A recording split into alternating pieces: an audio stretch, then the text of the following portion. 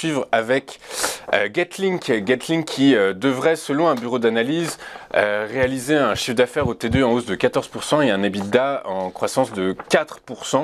Est-ce que ça se distingue? Est-ce que on le voit déjà dans les cours, Mathieu?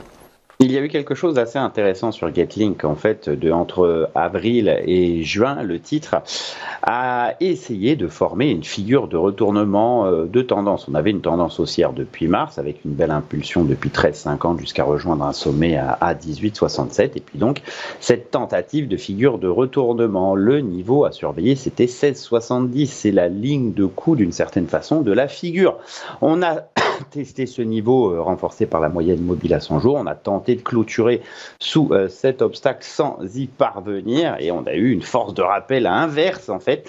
Lorsqu'on tente de déclencher une figure de retournement et qu'on n'y arrive pas, cela signifie que le courant acheteur est particulièrement fort sur ce titre et ce que ça libère en fait un potentiel à l'inverse. On devait projeter la taille de la tête au point bas de la consolidation. Ici, on le projette par rapport à la tête et ça peut nous créer de nouvelles résistances et de nouvelles cibles haussières. La première, bien évidente, 18,67 le sommet de mai dernier et les projections sont à 19,70 et 20,60. On a un risque de démarrage, notamment depuis l'ouverture de ce petit gap il y a 3 séances.